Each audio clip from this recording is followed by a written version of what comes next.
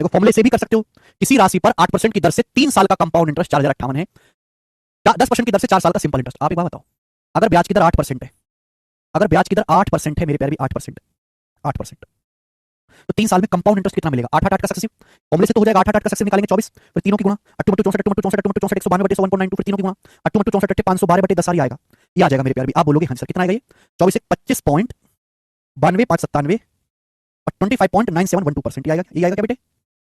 24 64 64 64 192 512 10 तो 12 92 597। इसी की वैल्यू सवाल में 4058 रुपए दिए और 058 रुपीज दिए, ठीक है ना, इसी की वैल्यू सवाल में आपसे पूछा गया है मेरे प्यारे भाई। सवाल में आपसे पूछा गया है 4 साल के लिए 10% की दर से सिंपल इंटरेस्ट, 40% की वैल्यू आपसे पूछ गई है। ये सवाल को करने का एक तरीका बन गया, यहां से कैलकुलेशन करेंगे आंसर आ जाएगा। दूसरा तरीका मेरे प्यारे भाई, जैसे सपोज इस सवाल में आपसे चाहे प्रिंसिपल पूछा होता, ऐसे भी तो बन सकता है सवाल कि किसी धनराशि पर 8% की दर से 3 साल का कंपाउंड इंटरेस्ट, 3 साल का सीआई 4058 है, प्रिंसिपल क्या है?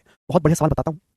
कुछ बच्चे कहेंगे सर मल्टीप्लाइंग फैक्टर क्यों नहीं लगाया? बेटे ब्याज की दर 8%, ब्याज की दर 8% 2/25, ब्याज की दर 8% है, 2/25 2/25 2/25, तो मल्टीप्लाइंग फैक्टर आएगा 27/25। मल्टीप्लाइंग फैक्टर का जब मैं क्यूब करूंगा तो मुझे 27 का क्यूब याद ही नहीं है, इसलिए मैंने वो नहीं लगाया।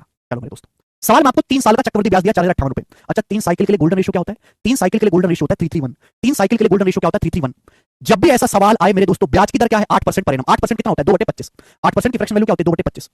मुझे ना 8% 8% 8% निकालना पड़ेगा 3 बार। मुझे 8% 8% 8% 3 बार निकालना पड़ेगा। बटे 25 भी आ रहा है, बटे 25 बटे 25। तो भैया जब भी ऐसा सवाल आए, अगर कहानी 3 साल की है तो आप प्रिंसिपल को, ये जो बेस है ना, जो बेस है 25, प्रिंसिपल को 25 की पावर 3 मान लीजिए कि माना ये आपका प्रिंसिपल है। अगर कहानी 2 साल की होती मेरे प्यारे भाई, अगर कहानी 2 साल की होती पावर 2 मान सकते हैं, कहानी 4 साल की होती पावर 4 मानेंगे, कहानी 6 साल की होगी 6 मानेंगे, कहानी 5 साल की होगी पावर 5 मानेंगे। यहां पे कहानी 3 साल की है तो पावर 3 मान लीजिए। मैं ब्याज की दर कितना है? 8% यानी कि 2/25, तो मुझे 2/25 2/25 2/25 3 बार करना पड़ेगा। जब मुझे 3 बार करना पड़ेगा बटे 25 बटे 25 बटे 25, तो प्रिंसिपल को क्या मान लीजिए आप? 25 का क्यूब मान लीजिए।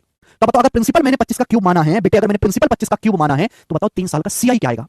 25 क्यूब का 2/25 क्या आता है भाई? प्रिंसिपल का 8%, 25 क्यूब का 2/25 क्या आएगा? 25 से 25 कट जाएगा, 25 का स्क्वायर, 25 से 25 कट जाएगा, 25 का स्क्वायर 625, 625 दूनी 1250 क्या आएगा? फिर 1250 का 2/25 या 8% आएगा। 1250 का 2/25 कितना आएगा? 100। और 100 का 2/25 कितना आएगा मेरे दोस्तों? 8। आप बोलोगे हाँ जी सर बिल्कुल सही, बात समझ में आ गई। तो ये कितना आएगा मेरे दोस्तों? 3750 प्लस 300 4050 प्लस 8 4058, यानी कि 4058 आ गया।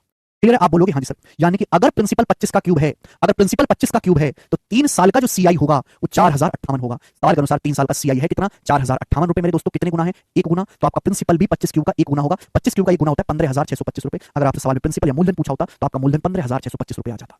आप बोलोगे जी सर बिल्कुल सही बात आपकी समझ में आ रही है। आपसे पूछा 4 साल के लिए 10% की दर से सिंपल इंटरेस्ट, 1 साल का सिंपल इंटरेस्ट 10% है, 4 साल का कितना होगा? 40%। इसका 40% कितना आएगा? 6000, 15000 का 40% 6000, और इसका आ जाएगा मेरे दोस्तों 250, 6250 रुपए आंसर है। 6250 रुपए आंसर, सी ऑप्शन। ये बेस्ट तरीका है।